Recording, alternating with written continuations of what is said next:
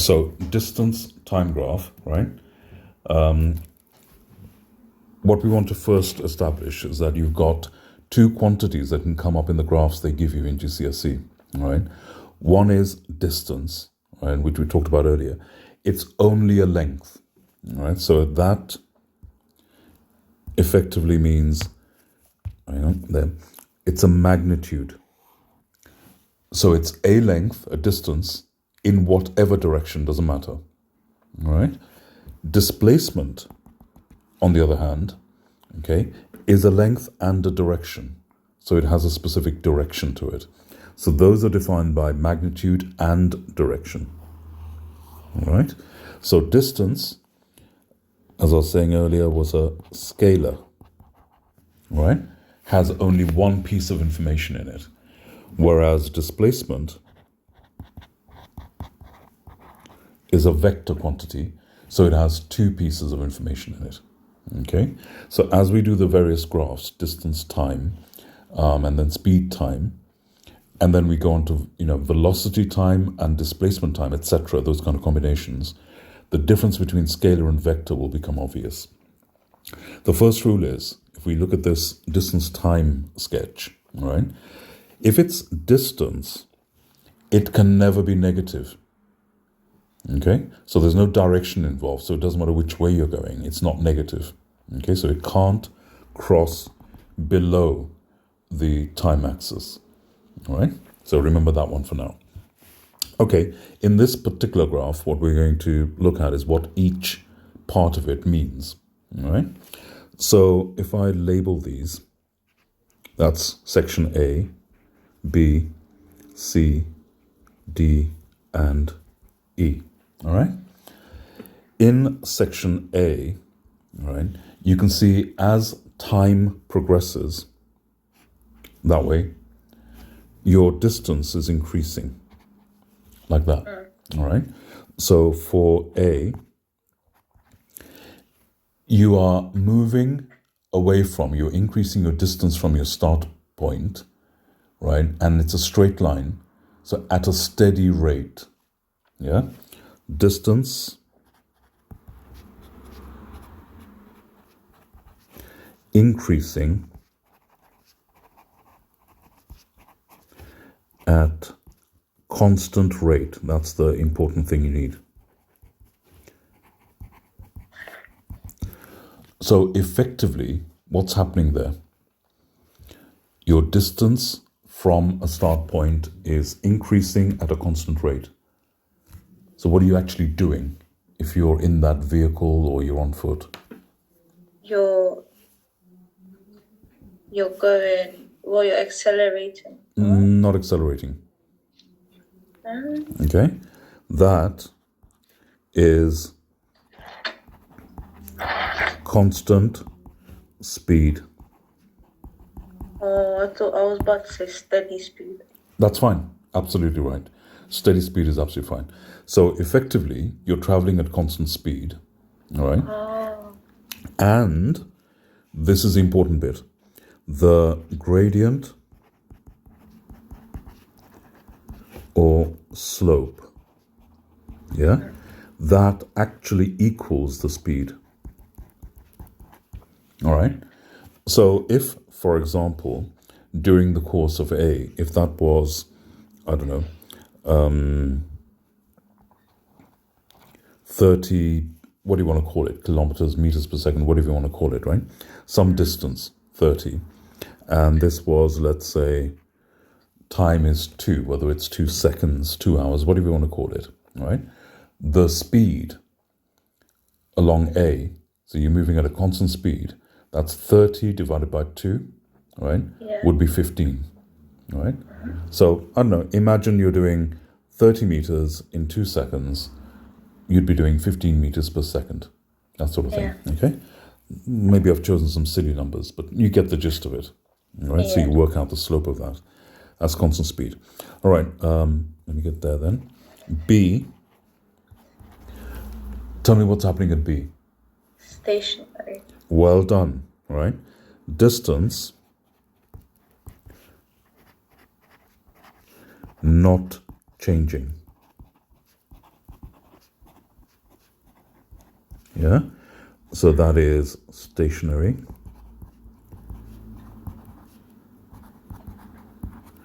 And remember, that's with an A, not an E. All right. Yeah. Stationary, and therefore, what is my speed? Your speed is zero. No, not zero. Yeah. Oh, Zero. Absolutely right. It's zero. All right. Cool. Yeah. And then C, again, right? If you look at where C is, we are traveling at, Constant speed. yep.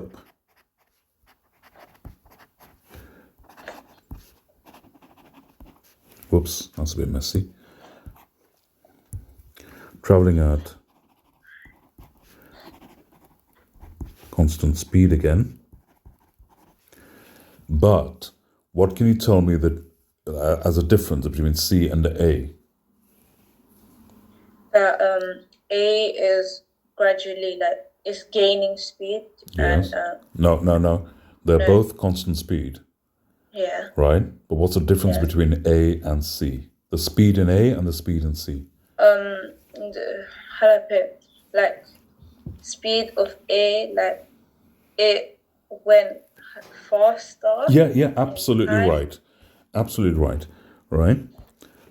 So comparing that, okay, speed in C is less than speed in A, right? Why? Because it's got, what do you It want to call gains it? speed in a short amount. No, it's a shallower.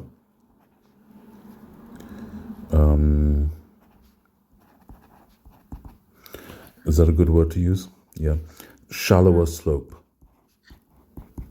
Could you say steep slope? It's less steep. All right, let's change it.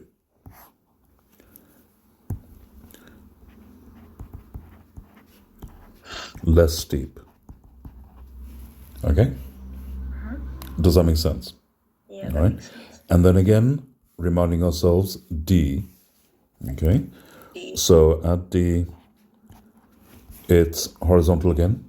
What are we doing? So it's stationary, it's not moving. Absolutely. So stationary again. Okay. And finally, E, the last part. Decelerating. Go on. It's going decelerating. It's not decelerating. No. What's happening here? It's, The distance, yeah, yeah, right? What's happening there?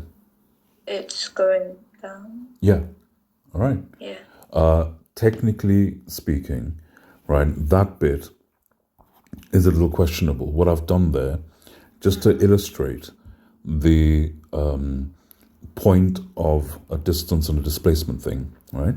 Look at what happens here. At E, okay, the slope is positive or negative? No. Hey, come on, it's going down. Negative. Negative, right? Yeah. So that means your speed is in the opposite direction now. All right? Technically, in a distance graph, you shouldn't really be going backwards because there's no direction in distance. But I'm trying to sort of illustrate the difference between the displacement and distance thing. All right? Yeah. So slope is negative. So speed, constant, right? But in the opposite direction. Yeah.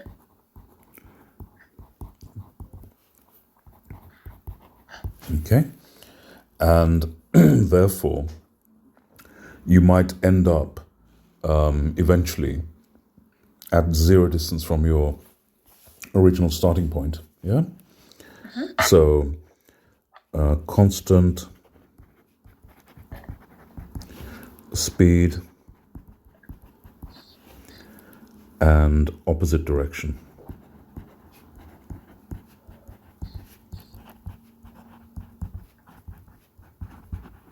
Okay? Yeah. Now, to build on that, okay, the next part that you need to know is if I have a speed time graph, okay, and again I can just use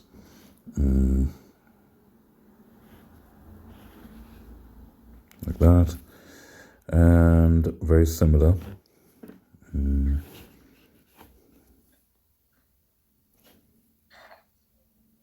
Yeah, let's do a shallow one here, okay, and then very, very similar. We're not going to complicate it too much, all right? And again, we've got the same kind of arrangement: A, B, C, D, and E, all right? Just to illustrate the point of this. And I'm not going to make such a song and dance about it this time. Speed, time, okay.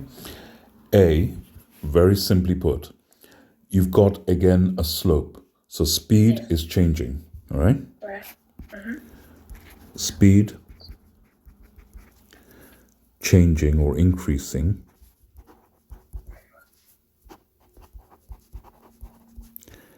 at constant rate.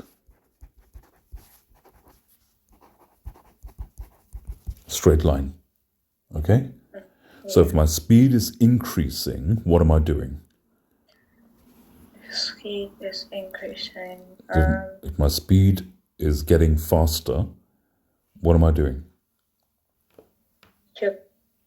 Your time. No. That implies I'm accelerating. Oh, yeah.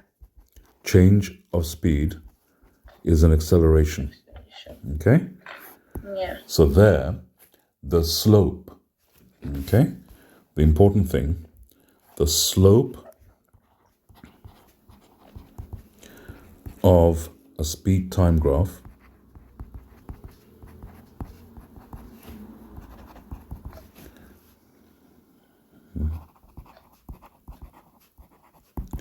equals acceleration, the rate of acceleration, okay? Make sense? All right. Yeah. And so that's what is illustrated there.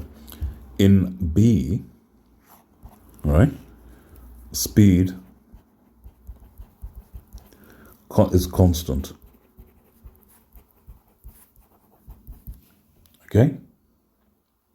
And therefore, acceleration equals 0,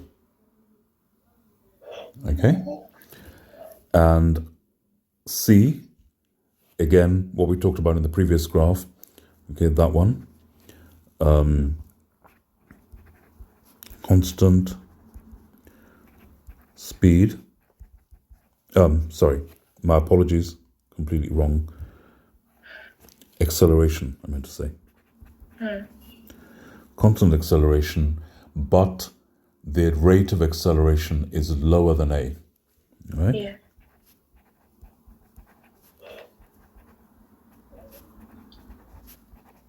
Okay. D, again, constant speed. Zero. All right. So that one and that one, they're both things. So acceleration is 0.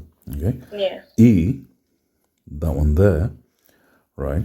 Again, constant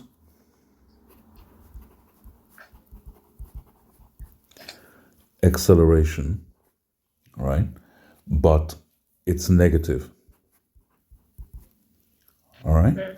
So therefore, equals deceleration.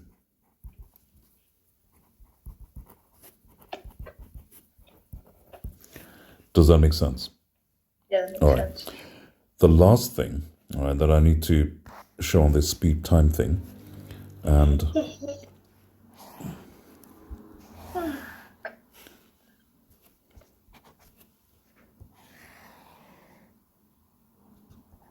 okay, so again, speed time, and just a rough thing. Doesn't matter how I do this.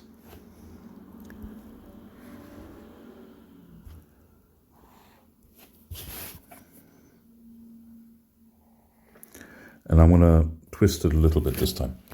It's a bit different, okay? And the really important part of this is one final thing. The area under the graph, okay? So how should I do this?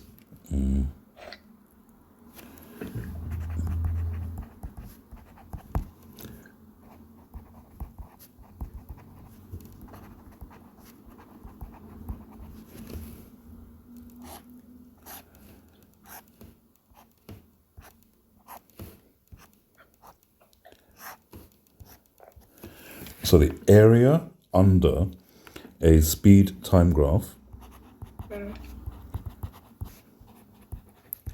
equals what? Any idea? Okay. It was in that stuff that you were reading. Yeah. Area under speed time graph, and this one's important, equals distance traveled.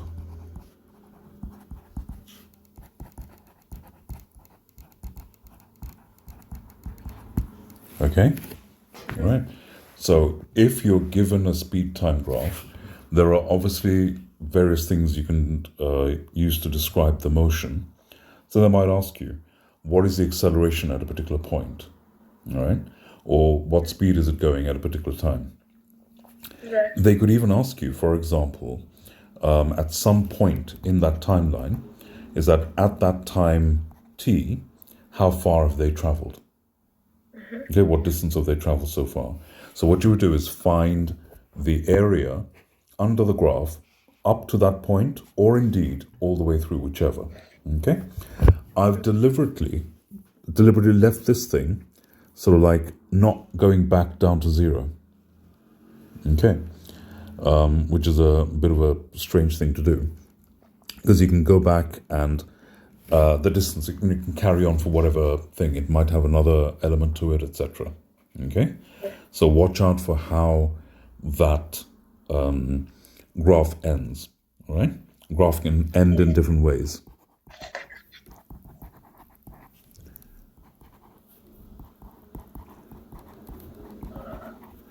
And when we come across questions, we'll do that again, if we need to. This last point is very, very important, okay? When you need to calculate this, all right, to calculate the GCSE version gives you two methods. Count squares, all right, or break it up Into two sections. Yep, or many. Break it up into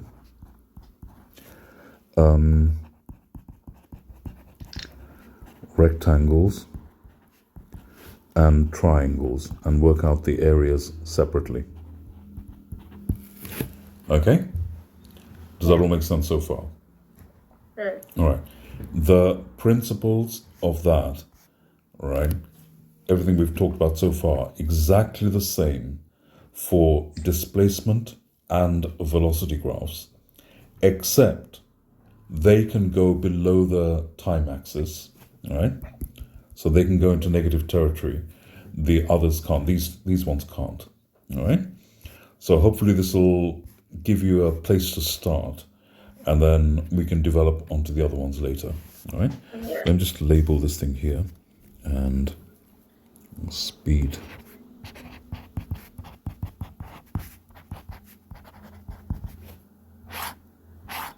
Okay. Any questions so far on that? Nope, I understood. Okay, let's pause there then.